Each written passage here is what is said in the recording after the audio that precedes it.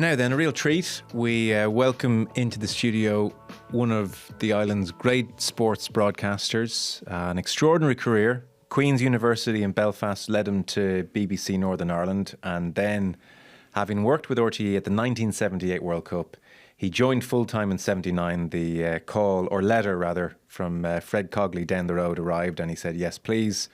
And George Hamilton worked as sports commentator and broadcaster with RTE Sport until this year. So we make that 46 years at the centre of Irish sporting moments.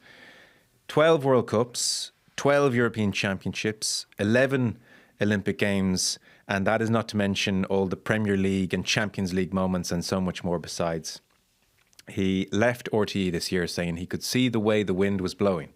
But you will now hear him on Premier Sports doing his thing, and of course on Lyric FM, where for the last 21 years and counting, he has been presenting the Hamilton Scores, 10 a.m. every Saturday and Sunday for 3 hours every day. Thank you very much. And he's written some reflections on his career in his new book, Hamilton Notes. We're delighted you're in. I'm delighted to be here. Thank you for the invitation. Oh, it's good to talk to you in person. Yeah. A few times via Zoom and all those horrible things. Yeah, but it's back to normal. And it's lovely to be here and lovely to take part in your podcast. A great new venture for you. Yeah, and it's been fun, I have to say. Maybe change is good sometimes. Yeah, indeed. I can't believe you're 75 years old in January. Yeah, thank you. Sorry. 74 and 3/4. Yeah, I can't believe it either.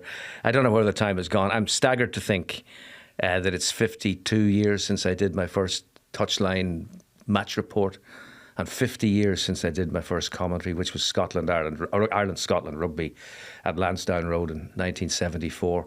A game won 9-6 by Ireland, with the winning points scored by the wing forward Stuart McKinney, who kicked a penalty. An astonishing story, because Bill McBride was the Irish captain at the time, and McKinney was known as a club kicker for Dungannon. And they got this penalty, and McKinney ran over to Willie John and said, I kicked one for Dungannon last week. I feel good about this. And Willie John pragmatically said, OK, go ahead and do it. And those ended up being the winning points. Amazing. You still, I was just saying to you before we came on air, your voice still sounds incredible. Like listening to you on Premier Sports and on RTE of late, passes for a man in his 40s, 50s, it's still sharp. Very kind of you to say so. It's not something that I would necessarily have minded. It's just the way it is and has been. I think I've been blessed with a voice that is sustainable, and that's just a matter of pure chance and luck. And I'm delighted that I am still able to do it. I wouldn't be doing it if I wasn't still enjoying it and didn't feel there was still an audience for what I'm doing. And as I say, I think it's all just a matter of good fortune that it's like that. Because mine would be the opposite now. If I do too much in a week, or if I'm in a noisy restaurant the next day, it's bad. It's quite susceptible to becoming a bit frayed. Yeah. Now, maybe I'm using it the wrong way, quite possibly, or you've had training. But it's a blessing. I think, as a commentator, yeah. I mean, you're doing a big European Championships or a World Cup, and it's a game every day. It needs to be endurable. Well, I'll tell you something. Early on, I had an experience that has never left me, and maybe this is part of it. But I was commentating on rugby before I got to football, because there were too many people wanted to do football, so I had to get in somewhere, and I had played rugby at school. And the Ulster Senior Cup semi-finals were on at Ravenhill, one after the other. And I, that evening, was due to speak at my old rugby club dinner, Collegians Rugby Club in Belfast. So I was sent to Ravenhill to cover the matches, not to commentate on them, just to be there for whenever they came across. But for some reason, weather-wise, I think there was a problem. They used the rugby to fill the programme, and I ended up commentating on one match after the other, virtually 2 whole matches. And when I got to the dinner in the evening, I couldn't speak. Yeah. And that was a shock, obviously. And you think that this cannot be allowed to happen if the career is going to be in broadcasting. So that taught me a lesson. So maybe somewhere in the back of my mind, I have been minding it. But you're right, you do have to be careful, and you do have to not go over the top. Yeah. So you're Manuka honey and all the tricks of the trade and all that stuff. Are you generally in good health? Is it about 14, 15 years ago, you had a very serious heart situation, didn't you? It was 2011. I describe it as blowing a gasket. Lots of people are unfortunate with heart issues and end up having to have bypasses and stents and all sorts. It turned out my heart was fine. It's just one of the valves blew up, and it was repaired. But I'm not on any medication since then because they did a wonderful job. I go for the checkup every year, and they check out everything they need to check out, scans, all the rest, and I'm happy to report that whatever they did in 2011, they fixed it. And that was actually what the UCD professor said to me when they finally found out what was wrong before the operation. He says, this is something we can fix, and we're going to fix it. And I've never forgotten that because they did. Good. I mean, yeah, I know you. Well, when you find yourself in that situation, it's funny because you would dread being in that situation, and then when you find yourself in that situation, you kind of get on with it. Yeah. Because this is not going to work otherwise. You've done this remarkable thing in that you've hidden plain sight all these years. You're such a big part of my life, everyone's life who likes sport in this country. I don't even know where you live. I don't know a thing about you. Yeah. Well, I've been living in Delgany in County Wicklow since 1991. Have you? Yeah. And so if you'd said to me, I'm still up in Belfast or something. We divide our time because my wife works up north, so we also have a place in County Down. Right. So between us, we get up and down the road quite a lot. There's a high mileage on my motor car. Okay. Kids? The kids are now in their 40s, and there are 3 grandchildren. 2 daughters I have, Emma and Kira. Because I did in the book at one point, you say, I did, listen, I'm a pro, but there was a time when David Beckham had to be asked for an autograph. Yes. Which he obliged. He did. A lovely fella. Anytime I've had anything to do with him, he has been the perfect gentleman. Has he? Yeah, yeah. And were they always watching at home when you were doing big Champions League nights? And was it like a great thrill in the house to dad's on TV, or just very normal? Well, it became a thrill. Like I was commentating from Istanbul on Friday, the 13th of November, which was my elder daughter's birthday. And she was in national school at the time, about 10, I think she might have been. And anyway, I wished her happy birthday on the air, and she was the star of the school the next day because she'd been mentioned on the television. But the other side of it was Italia 90. When I came home from that, they came to the airport with their mum to pick me up. And when I got back to our house in Stillorgan, in a little cul-de-sac in Stillorgan, they had an image of the Ciao, the mascot of Italia 90, pinned to our door, which they had drawn. And when the car pulled up, all the kids in the street came rushing out to greet me. And my neighbour, Martin Coonan, the former principal of Star of the Sea National School in Sandymount, a gentleman who always wore a pinstripe suit, he emerged from next door carrying a silver tray with a bottle of champagne and 4 glasses for my then wife Siobhan and Betty, his late wife, and himself and myself. All the kids around him were standing in the middle of the road drinking champagne, celebrating Italia 90 and my return.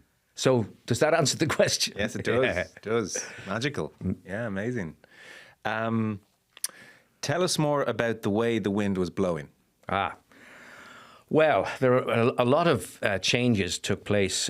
Ryan Nugent left as head of sport in 2018.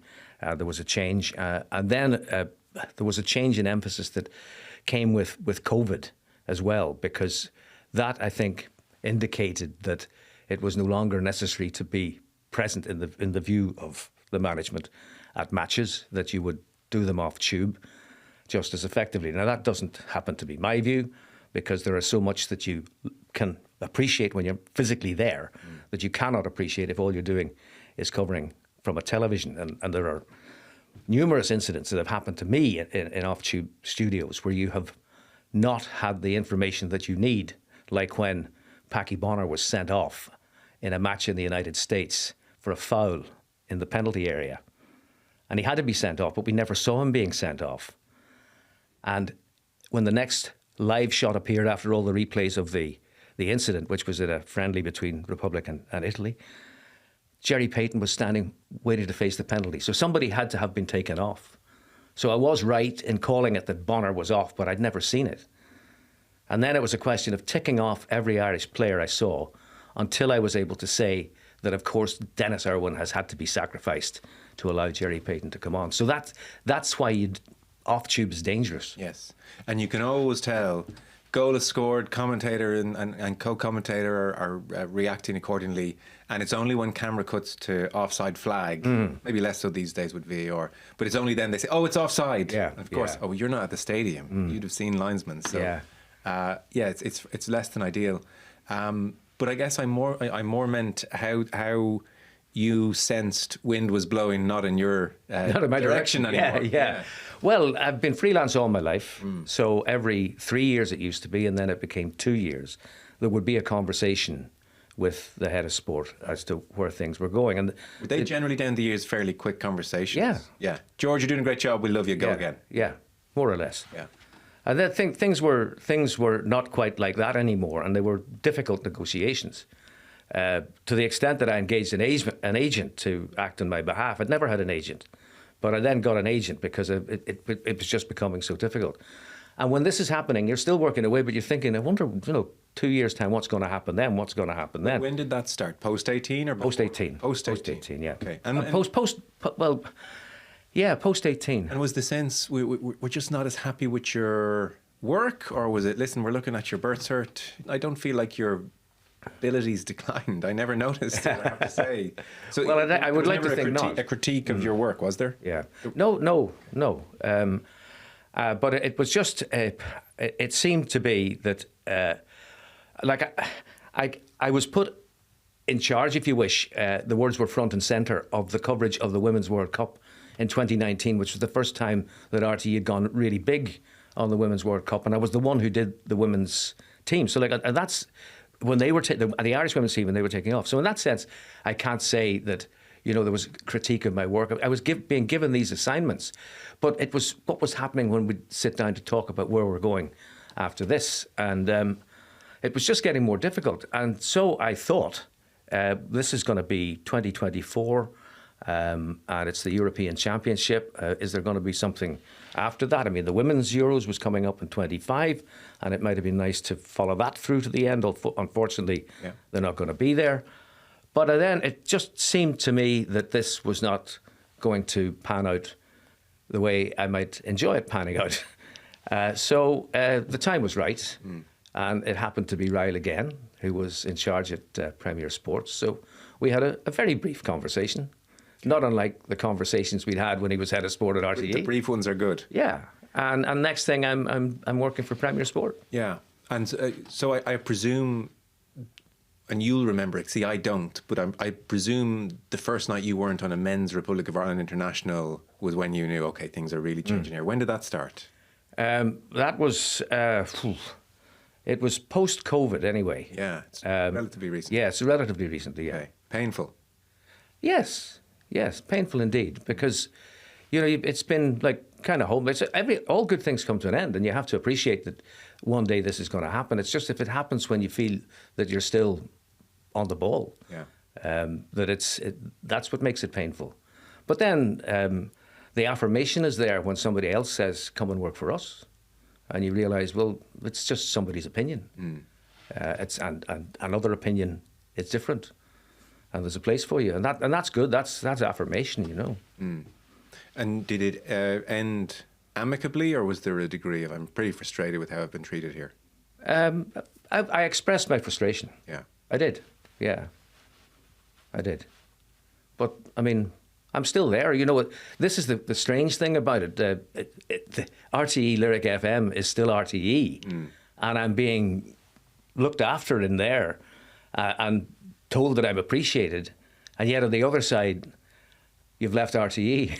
So it's a funny kind of balancing act. And I often think RTE has been very good to me and is still being very good to me. And if something happens within RTE, it's not the whole of RTE that has suddenly said, "Go away, we don't want you anymore."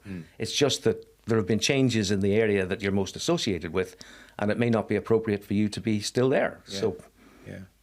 It is a tricky one to get your head around. If there's no specific criticism of your work, I sense other pundits at RTE, there were specific things that management didn't like about what they were doing.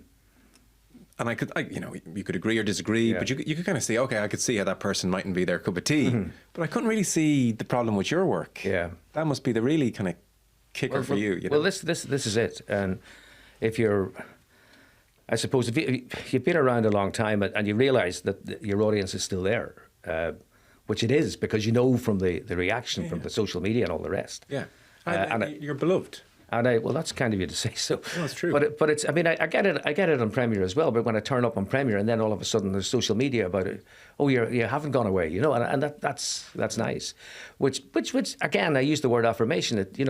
I'm not maybe wrong in assuming that I can still do this. Yeah. Okay. So it's complicated. RT as a whole has been very good to you.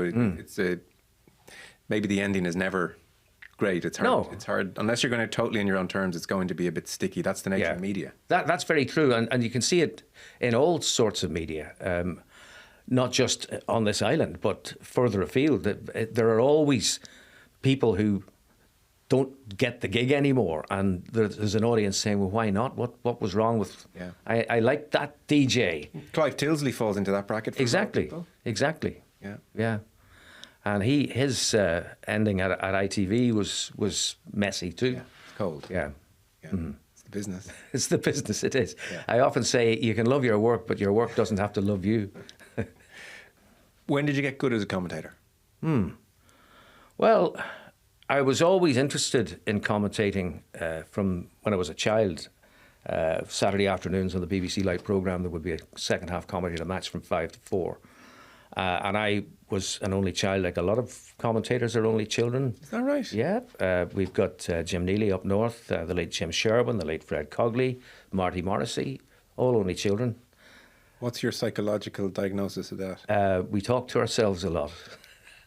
And aren't afraid to speak in public because we've been talking to ourselves all the time. So I was pretending to be a commentator with a little football game on the dining room table. Two little teams of little men kicking a ball. I was flicking them and they were kicking the ball. It was great fun, little nets and all the rest. Anyway, that was called New Footy. It predated Sabutio. So I didn't really think that there was going to be a career in sports broadcasting because there wasn't a great deal of it on the television or the radio at the time. And I went to Queen's to study modern languages and was very interested in the football side of things and was secretary of the football club for 2 years. But there was this itch to scratch. And in my final year at Queen's, I was well aware that the local sports programme on BBC Radio up there was populated by part-time broadcasters, school teachers mostly, solicitors, barristers, lawyers, professional men, mostly men, but they had day jobs and they came in on a Saturday to do a match report. And I had an aunt who was in a pretty senior position in the BBC. She signed the cheques when her boss was off. And I asked her how these men would have got in, because I would fancy having a go at that. And my view at the time was I would do what they did. I would get a job somewhere else, do something. But on a Saturday, I would get some pin money for getting on the radio and enjoying that. And she said, there are periodic auditions and I will tell the head of sport that you're interested, but that's as much as I can do for you. So the call for the audition duly came and I was asked to do a match report. As I was saying, anything but football because we're inundated with football people. So I chose the rugby match down the road from where we lived. And I came in, I did the audition. I went okay, but they did leave me with the "don't ring us, we'll ring you" line. And I thought, well, at least I've given it a go. But 10 days later, they did ring. And that was me off to my first match. And I fancied, once in the door, I fancied trying to do commentary because what they did was they'd send out their senior reporter, part-time reporter, with a Ewer tape recorder, a reel-to-reel tape recorder. And he would sit in the press box, and when he thought there might be a goal, he'd attempt to commentate. And most times he would get it. And then this would illustrate their report. So my ambition had been to get to take the Ewer with me to a match. But I never got that far. But after I graduated, I was in the door and I now got some freelance work on Roundup Reports, it was called, the predecessor of Good Morning Ulster. It was only 20 minutes every morning, 7:30, 8:30. But there was a little room in it for interviews and I was doing some of those, mostly current affairs interviews. And then there was a match, a European match one night. Glentoran were playing Borussia Mönchengladbach at the Oval in Belfast. And I went along and I took the Ewer because I was being sent not to commentate on the match, to do interviews, because this was a big German team. This was the early 70s, and Gladbach were one of the top teams in Europe. So I was going to do post-match interviews. But the press box at the Oval was overflowing with all these Germans as well as the local scribes. So I got a seat in the stand. I'm sitting in the stand with this tape recorder, and I think, well, nobody's going to do anything but laugh at me if I start to try it. So I did what I knew the other guys did, and I tried a bit of commentary, and the people around me were too interested in the match to be bothered at what I was up to. And I got the goals. And I then got the interviews that I was sent for. And when I came back and compiled the report, the producer was overjoyed that this was even better than they'd booked, so to speak. So it went out on the air, and the head of sport at the time, a guy called Malcolm Callard, was shaving, and the radio was on. And he said he nearly cut himself when he heard me commentating. This was football. It wasn't even the rugby that they used me for.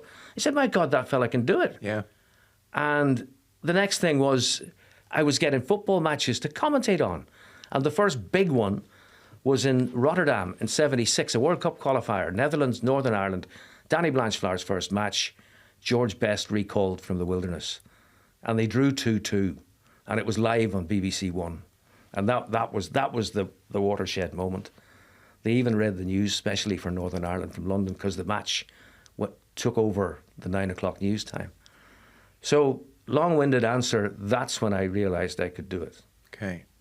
And when do you feel you got to a standard where, I'd be happy for everyone. I'd be happy for you to play my stuff from that year onwards. I found my straps there. I think quite possibly we're talking about the mid-80s and the Charlton era. Your timing was good, wasn't it? I was so lucky. My goodness. So lucky. Yeah. Because that could have been, backwater time. And nobody'd ever heard of me or the Irish football team. Or you could have been not as good as you'd like to be at Italia 90. Well, indeed. It'd be tough if you're looking back at that penalty shootout going, God, I wasn't very good there. Yeah, I know. Well, I think a big moment was that Bulgaria-Scotland match that qualified Ireland for Euro 88. Yeah. And I've heard that enough, Gary Mackay's goal, to know that there we were, and that was it, and that was acceptable. Not to put too strong a word on it. Yeah. I'm happy with that. You are happy with that. Yeah. And from then on, and of course there were all those moments. And so it's interesting you studied languages at Queen's, English, I think French and German. French and German, yeah. So that has to infuse your commentary a touch, I would think. But when it comes to talking too much, talking too little, inflection, volume, bit of humour here and there, but not too much humour, no one needs to show off, all of these kind of things. Yeah. Would you have listened back to yourself a huge amount, pen and paper out, or did you just feel it and just think, I'll take whatever I felt at that moment and I'll bring it into the next game? How would you kind of refine what you were? I did. At the outset, I listened to myself more than I have done as time has gone on, because there comes a point where you have to trust your instinct. And I think you learn. I mean, experience is the thing. I cringe a bit when I think of how some of those 1970s comedies might be sounding now. Well, good news. Here you go. This is you in 1970. No. But you have to learn somewhere, though. You do have to learn somewhere. And you commentating on Carrick Rangers against Southampton with Kevin Keegan in a European match at Seaview in Belfast, and what credibility had I then to be commentating on Kevin Keegan and Southampton? I think that's another part of the problem with how things have changed. That there's this credibility about Clive Tilsley, who's been there, done it, which there maybe isn't about somebody else.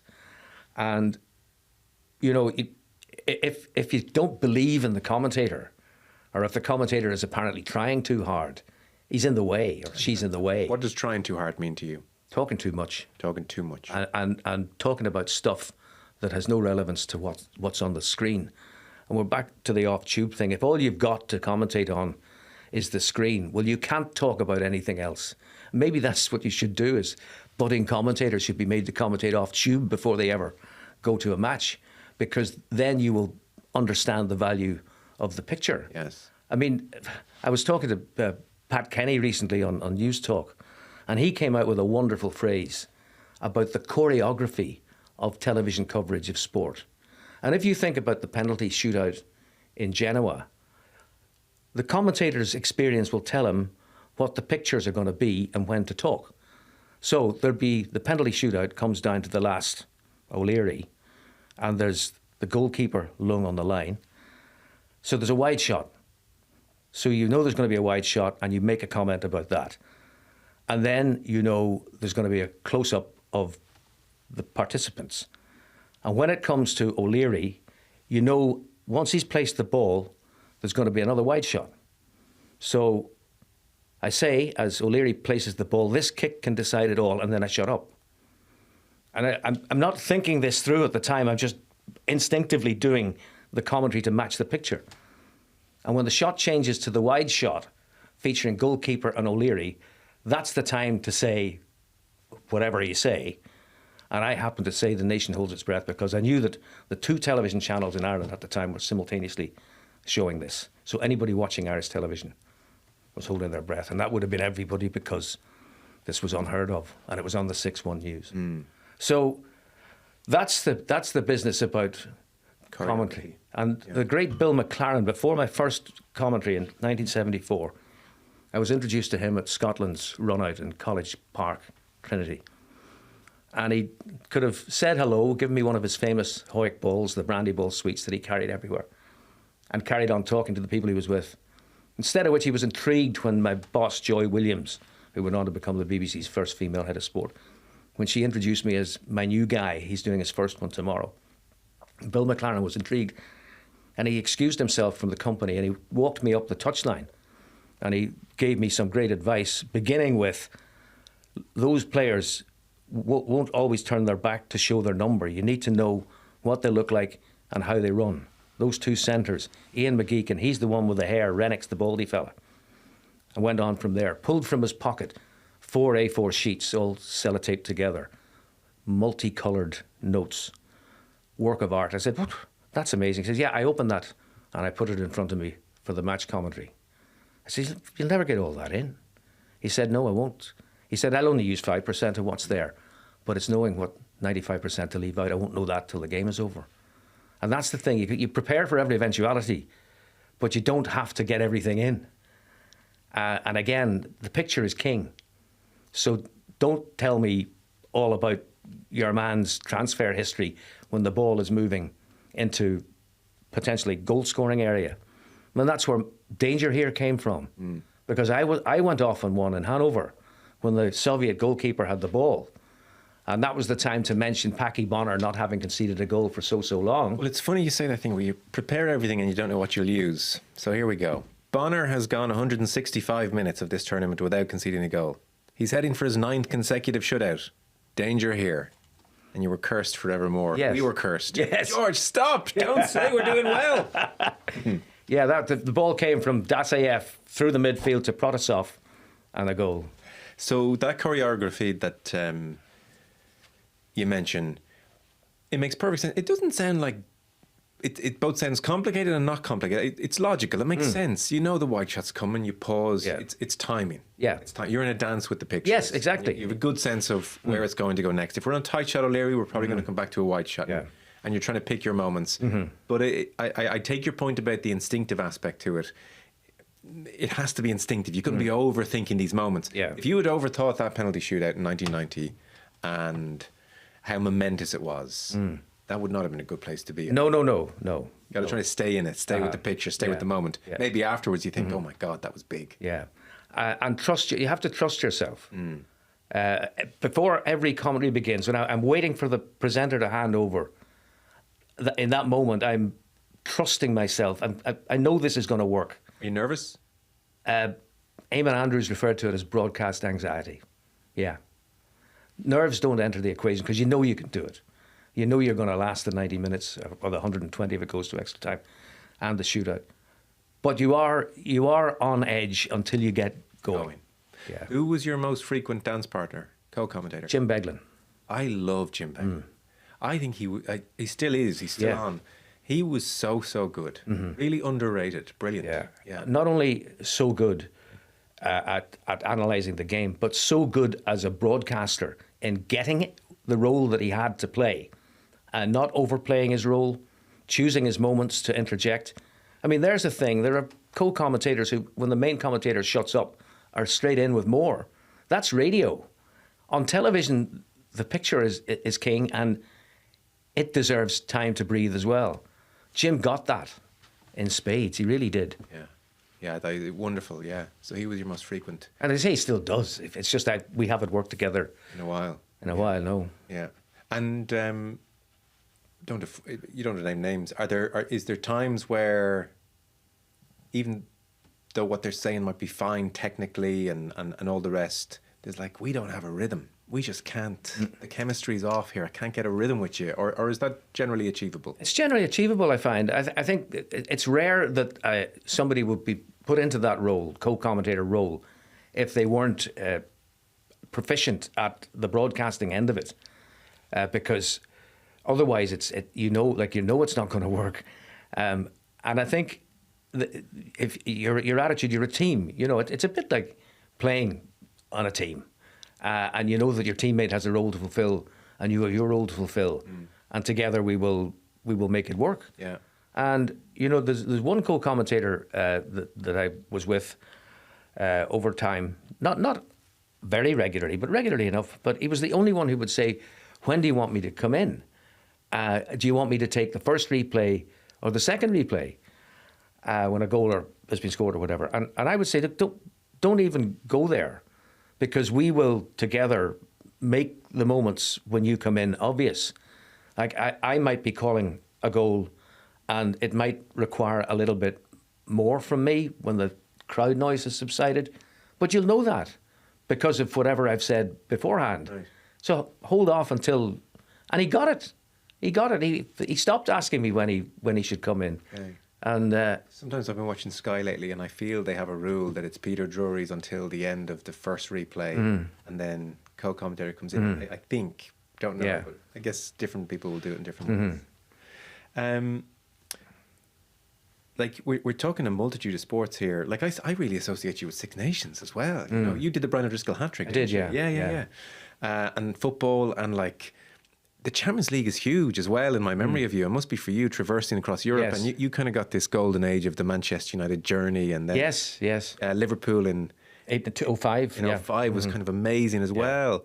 And that's not to mention Olympic Games. I mean, when you're stuck in company and that person comes up to you and says, "What was your favourite?" And you're like, "I don't know." Yeah. But what are the ones that give you the most satisfaction, or even the periods you really enjoyed, whatever about how good they sounded to me at home, but God, I love my job. Yeah, well, every time I revisit Germany, I just love it because I lived there, and You're in college for a year. Yeah.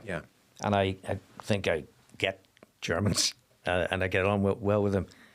And I've had a lot of pleasure out of football in Germany. I've been to a lot of football matches in Germany, like privately as well as for work. So the very favourite has to be Euro 88. And there are a multitude of reasons why. Yes, it was in Germany, but the first match was in Stuttgart. And I had friends in Stuttgart because a German reporter had come during the bad times up north, had come to do a feature.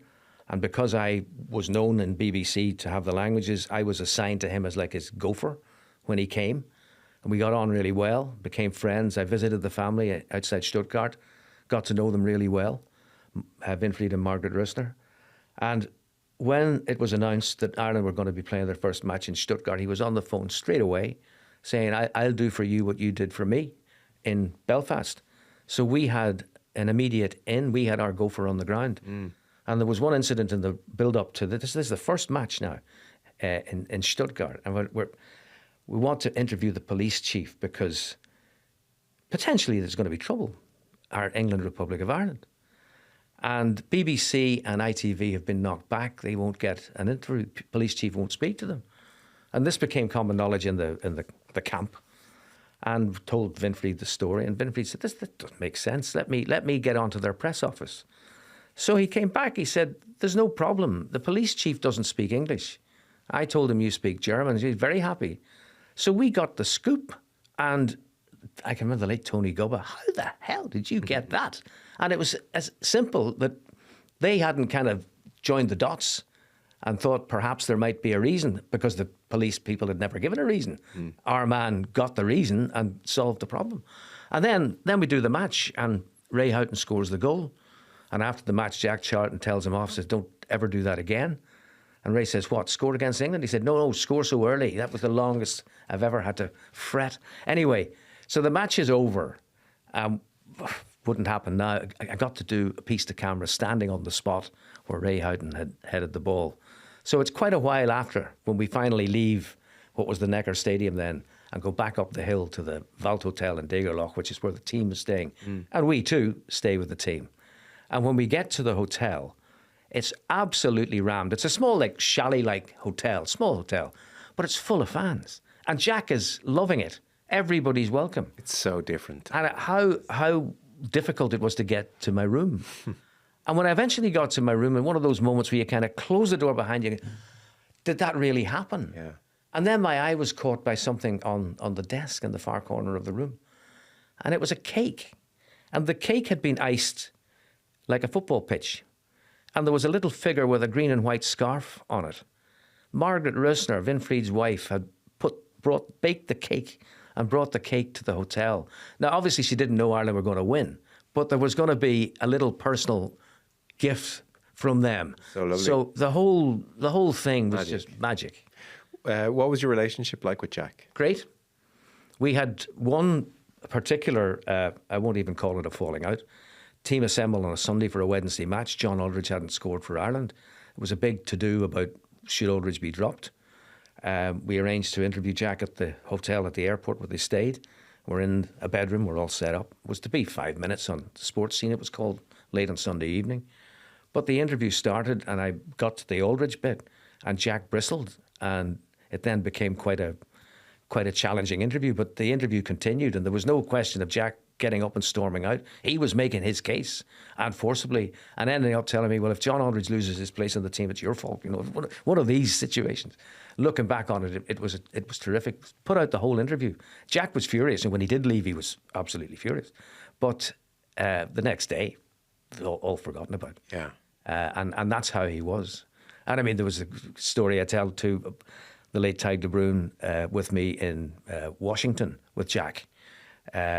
We were on the plane to Washington from New York to cover a match in USA 94, and it was going to be the team, I think it was Belgium, Saudi Arabia, who were going to meet Ireland next. So Jack was on the plane as well. And we in those days were travelling up the front and Jack was down the back. And we told the cabin crew that they had the Ireland manager. And of course, they made a big fuss and he was brought up the front.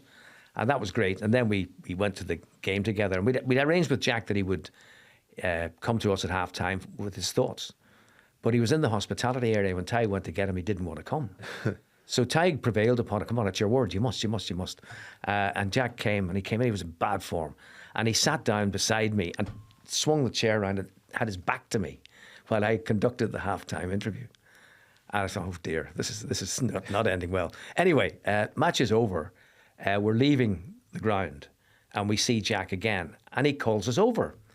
And he says, hey, you lot, when are you going back? And we'll get what flight is, whenever it is. You'll come for dinner. He had a mate in Virginia, like next door to DC. And this guy was taking Jack out to dinner. And Jack said, I can't let you two guys go back without having a bite to eat. So, like, that's who Jack Charlton was.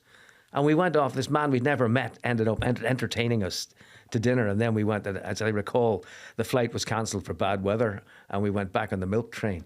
It was in the middle of the night. But Jack Charlton, after all of the histrionics of the interview, still was fundamentally decent enough to see that we'd done him a favour and he was going to repay it. Was he good company at dinner? He was great company. He was terrific. I'll bet. Yeah. And you know, when he was ailing, Niall Quinn had an idea that it would be nice to assemble all the players who'd played for him. And there was an evening in the K Club. Yeah. And Niall asked me to MC it for him. And he was having some difficulty in tracking down all the players. But between us, we were able to get most of them until one was stuck. They all said yes.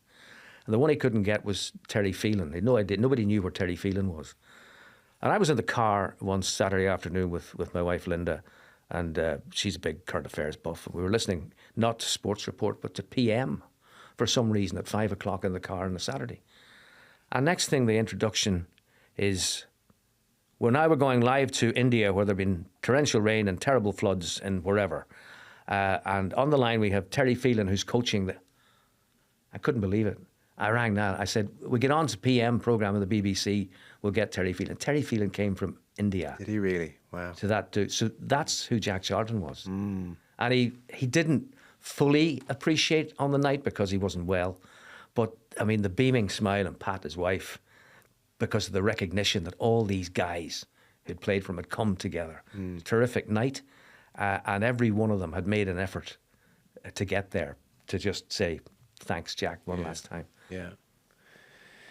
He's so charismatic. Oh my God! And even it's funny. Not everyone can be in a bad mood, and it makes you like you talk about the story like it's fun, and you kind of like him in spite of him behaving like a child. Yes. Not everyone can pull that off. Yeah, indeed.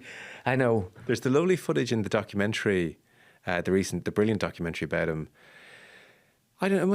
It was 90. I don't know if you were still in the same hotel as them, but they're all having a sing-song after they've been knocked out. And it's really emotional. Yes. And they're singing like some Irish ballad, but even Jack knows the words at this stage. Well, that was Mick Byrne, of course. He would have. He was the choir master, wasn't he? And Niall Quinn's very emotional singing it, and all the wives are there and they're moving side to side. I just thought, God, you'd give your right arm to be part of something like that. Oh yeah, but it was very, very special. When you consider he was in the job for almost 10 years, and that'll never happen again. 10 years in charge of the national team. Everything came together in that decade. Everything came together. And it was a real privilege to be part of it. Yeah, incredible. I did not realise. I suppose I just hadn't really cared to think, but I didn't. It never occurred to me, what religion is George Hamilton? Yeah, and why should it? I know, but it's a good thing. I'm often asked, you see, up north where I come from, right? Did you have a hard time down there? Do you have a hard time down there? What's it like? And I find myself reassuring that there is no interest in that. No interest whatsoever. Yeah. It's the interest is in, are you good enough to do it? Like I still cannot get over the fact of how Tim O'Connor was able to pull it off, the head of sport, and bring in this guy with a Northern Irish accent to be the voice that accompanied the Republic of Ireland football team. It's just, I cannot quite get over that still. So for people who don't know, you're Presbyterian. Yeah, that was brought up Presbyterian. Which is a subset of, it's Protestant. Protestant, yes. They were the United Irishmen of 1798, and they were the dissenters who, didn't follow the regular path. And it's all changed, obviously, now. It's not like it was when I was a child. The interesting thing about that is that the church that my family attended, St Andrew's Presbyterian in Rosetta in Belfast, the same church where George Best was christened. Yeah. And so in 79, when you come down to RTE, and then we're into the 80s, which is as kind of grim as it gets. Yeah. And then you're into Windsor Park ahead of the 94 World Cup. Yeah. And so it is, the boy from East Belfast calling the greatest moments in the Republic of Ireland's footballing history. Yeah. Never an issue, never a thing, brilliant, yeah. No, it never was. Funny, it's very progressive in a super high profile way without it being commented on much. It really is, because, when I think of the occasions that I've interacted with fans, which would happen around matches, you're not always separate from the fans. And the most wonderful moment for me was in Gdansk. I said Danzig, that's a German in me coming out. Gdansk in Poland during 12 Euro 2012. And I can't remember the match. I mean, it wasn't a Euros to be fondly remembered sadly under Trapattoni. It didn't work out. But before the match in Gdansk, there were fans in the square, and we were out for the evening. And there was a banner and my face was on it. I thought, this is unbelievable that it's got to this length, you know, with a couple of quotes underneath as well, you know. Sure. But I was absolutely flabbergasted. But it's all part of the piece. I just think nobody has ever said to me, "Get away back to where you came from." Yeah, was it? Well, I remember all these years. It wasn't even. It just wasn't something I was interested enough to even. It's funny. Think of. I did. I was just reflecting. Something put it in my head about an interview I did many years ago for BBC Radio. It was about Eamon Andrews. And there's a statue of Eamon Andrews in the lobby of the television building in RTE. And I was just thinking about myself here and all we've just been talking about. Eamon Andrews, Terry Wogan, went from here to there, Liam Nolan. And their Irish accent was never an issue. Yeah. And I can safely say my northern accent has never been an issue. No. I mean, they say Wogan was very important for Irish people. During that time, you know, a friendly face. Yes. Of Irishness. And so, like, would you have grown up supporting Northern Ireland? They would have been your team. Oh, yeah. So Windsor Park. Oh, Windsor Park in its old state, like Dalymount Park, was like heaven, you know. Yeah. I think actually they call it the Shrine. The local hacks call it the Shrine. And that famous night, that Alan McLaughlin night, was that a strange one for you? It was strange in many ways because...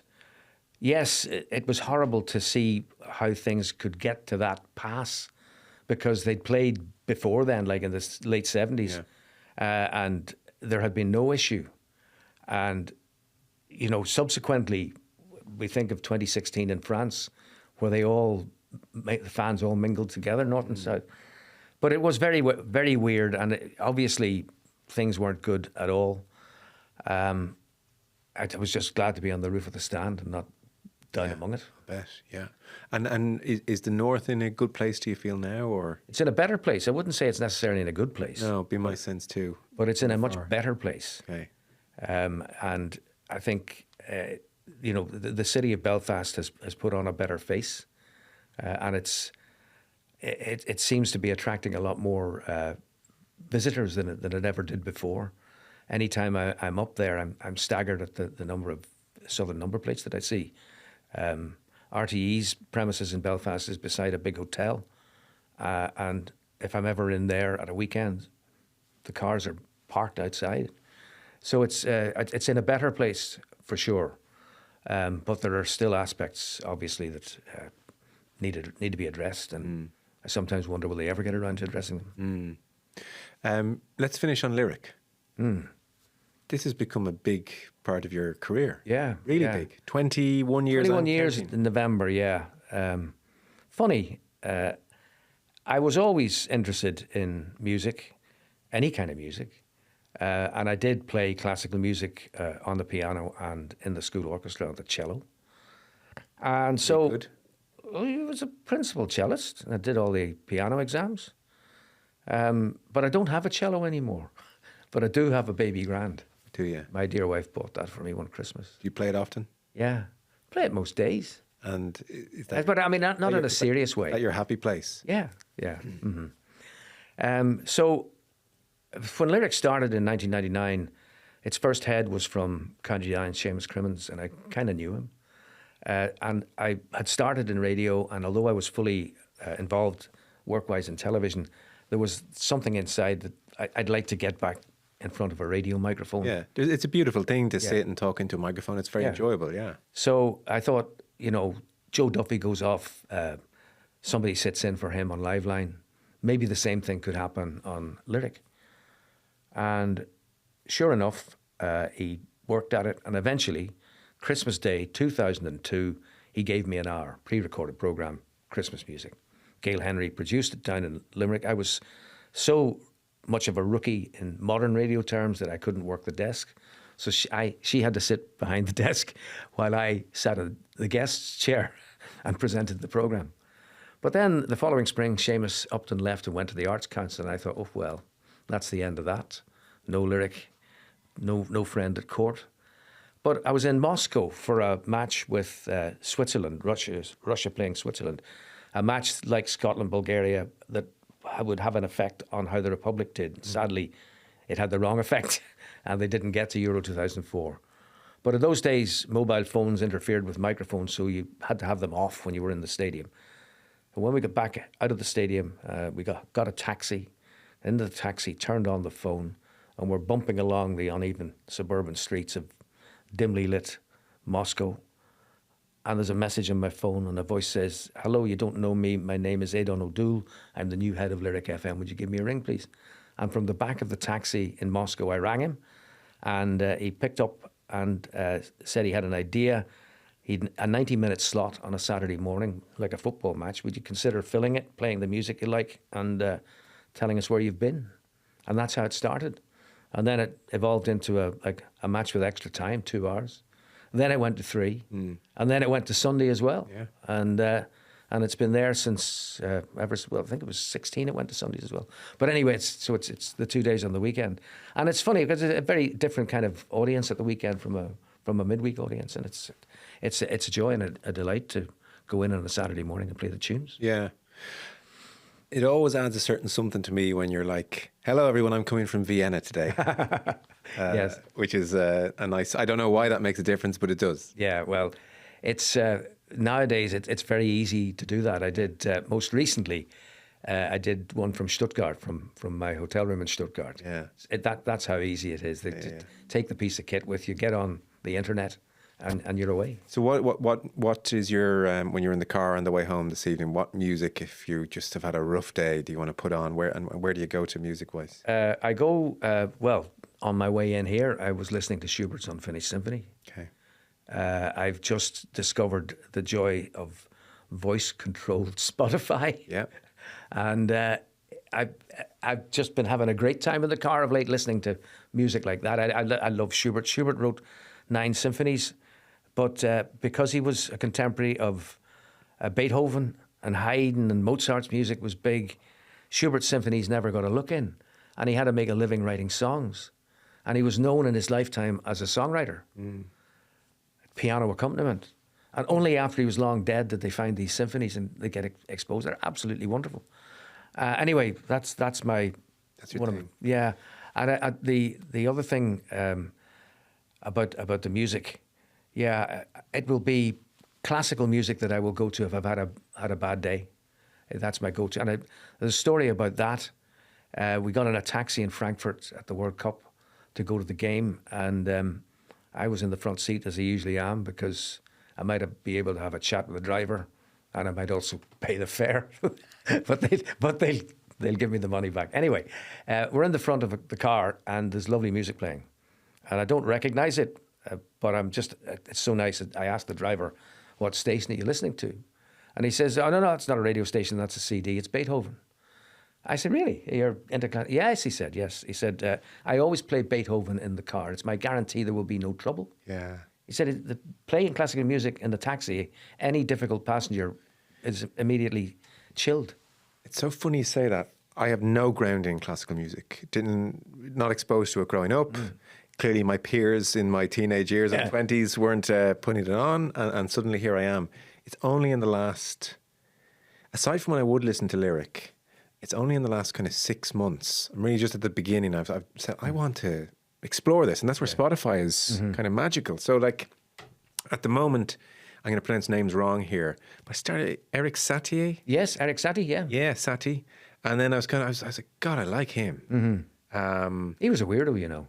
Was he? Yeah, he bought 7 identical suits so he'd never have to think what to wear when he got up in the morning. Okay, well, I'll think of that tonight when I'm listening to it. So he's kind of, it's like this kind of terse type of piano, longer notes, slower. I was kind of reading, I was like, oh, this guy got something. But then others like Claude Debussy were inspired by, and so I started into him. Yeah. So I'm in this French piano-based kind of guy, but I'm at the start. Yeah. Like, I'm sure we play Beethoven's best, I was about to say his best 10 songs. Yeah. That's another way to put it. His best known 10 songs. Yeah. I'm sure I'd know them all. But it's a kind of an overwhelming, where the hell do I start here kind of a thing. You're starting a good place in France then. Am I? Yeah. If you like the piano, Gabriel Fauré wrote wonderful piano music. He also wrote the famous Pavane, which was used by the BBC as their theme for the 1998 World Cup. You'd know it if you heard it. And another nice piece simply called a Sicilienne, which is the type of dance from a suite of music called Pelléas et Mélisande. You know, Fauré's greatest hits, they'll all be there. Right. Georges Bizet wrote Carmen, the opera, very influenced by Spain. Great tunes.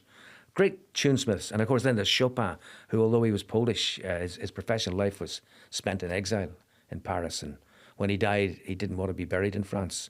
Well, he was buried in France, but they took his heart back to Warsaw. Right. And it's in an urn, in a column, in a church. You can see the column of the urn and the plaque in downtown Warsaw. But he, effectively French as well, he wrote, everything he wrote had the piano in it somewhere. Mm. And is it the kind of thing where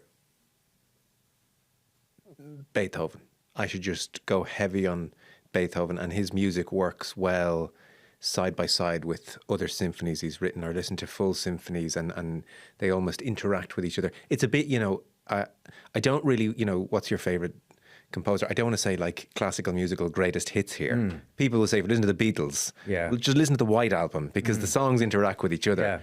Yeah. In terms of approach, I don't want to just go for greatest classical music. Yeah. Classical music used on ads, I don't want to go for. But so, would you go deep on one, or how would you do it? Oh, I would be very broad in my approach, and just see what you like. Yeah. Because it is like any form of music. It's what you like that will bring you back. The symphonies generally, it was Haydn who came up with the framework for the symphony, which is now kind of standardized through the classical and romantic period into 4 movements, where you'd start with a statement, and the second movement would be slow, the third movement would be a dance, and the fourth would be kind of bringing it all back together again. Right, okay. But you don't have to listen to the whole thing. You don't? No, you can take. I mean, I would never play a whole symphony on a Saturday morning, but I might play the third movement, or the first movement, or the fourth movement, because they stand alone as tunes. Right. And I just get sucked in. And there's another thing I do, and I recommend it too, is if you go onto YouTube and look at, for instance, the Frankfurt Radio Symphony Orchestra, and you see them playing, and you see the joy in the musicians' faces and how they're lost in the music and they're bringing it, and the conductor. And it adds to actually see them in action. And you're seeing it better than you would in the concert hall, because the camera's in among them, whereas you'd be seated in the front row with your eyes closed listening. Yeah. Otherwise. Yeah. And so all the biggies I've heard of, we've all heard of Mozart, Beethoven. Mm. These are all the biggies for a reason. These are the best. Yeah, absolutely.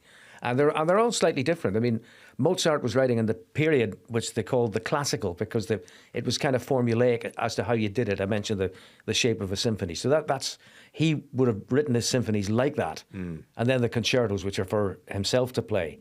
I mean, he had to make a living, and he played the piano, wrote the music, and played the piano. Wrote lots of music, of course, for orchestras and operas and the rest. But the removal men were never out of his house in central Vienna, because they were forever bringing the piano in and out, taking it to venues where he would play. Mm. But yes, he was kind of the main man in his period, lived from 1756 to 1791, and that you would call the classical period. But then when the 19th century began, Beethoven moved it from classical to what they call the romantic period, where they would forget about the form here, let's try and tell the story. It's all about emotions, romantic. And his pastoral symphony is all about, Beethoven loved the outdoors. And this is about going out into the country and then being caught in a storm and then being happy the storm is over.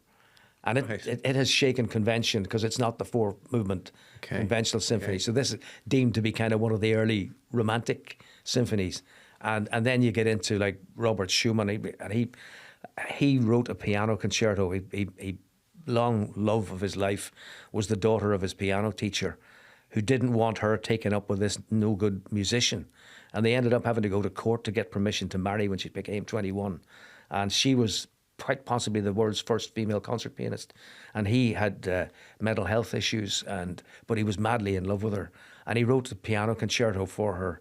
And it's like a love song. They get the third movement of it, the final movement. And it's like it's a dance. They're running through the fields. He's chasing her, and you can just see all this. If you let your mind go. And there's another great piece, which is by a Czech composer called Bedřich Smetana, who wrote about the river that runs through the Czech Republic. And it's the story in music of this river that starts as two little streams. So it starts with a little twiddly woodwind music that sounds like the water bubbling up. And as the river develops, the music becomes that bit more grand. And then he's painting the scene on the riverbank as they pass a country wedding, and it becomes like the dance music.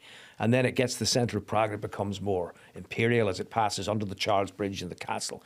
And it ends up in confluence with the River Elba, and that's all like white water crashing together. And that's the end of it. It's 12 minutes and it's brilliant. But if you know that, and I know that because that was the piece we studied for O-level music. And that was the first time I ever had like a full score in front of me. When I played the cello, I only had the cello music. But now I had the whole orchestral thing. And we studied this, and this was all explained as to what the composer was trying to create. And if you sit down and listen to it, you can actually follow the river as it goes on its merry way. And okay. music takes you places that other art forms maybe don't. No, I'll have to get cracking. In a year, I want to be able to know what you're talking about. Joe Malloy Classic Music Podcast. Yeah. And a last one. Are there great 21st century classical music composers doing great things that, God, you should listen to him or her? Well, I'm a bit of an old fogey in that regard, that they've gone into, atonal music, experimental music. Yes, there are great, highly thought of classical composers like Philip Glass and Steve Reich that you should give a listen to. But they're, to my ear, they're not going to get people tuning into the radio program. There will be aficionados who would like to hear that, but I would be afraid that there might be some who would switch the dial. It's too out there. Yeah. Okay. For me, anyway. Yeah. But I'm not. But I don't know everything, so No. I stand to be corrected and introduced to this in a proper way. Who is the most commonly requested composer on your show? Oh. Who's guaranteed, or what song is guaranteed to be requested at least once a month? Well, they like Casta Diva from Bellini's Norma. That was the tune that soprano aria that Lyric used when it did its ad campaign of RT Lyric FM, Where Life Sounds Better. And it was Casta Diva that they played. Okay. You'll also get lots of requests for Rusalka's Song to the Moon. This is an opera about a water nymph, and she's singing to the moon. Antonin Dvorak's the composer, trying to be turned into a human being so she can experience love. It's an opera after all. But the Song to the Moon is a very poignant soprano aria. They all also like the three tenors. I mean, they'll be in there too.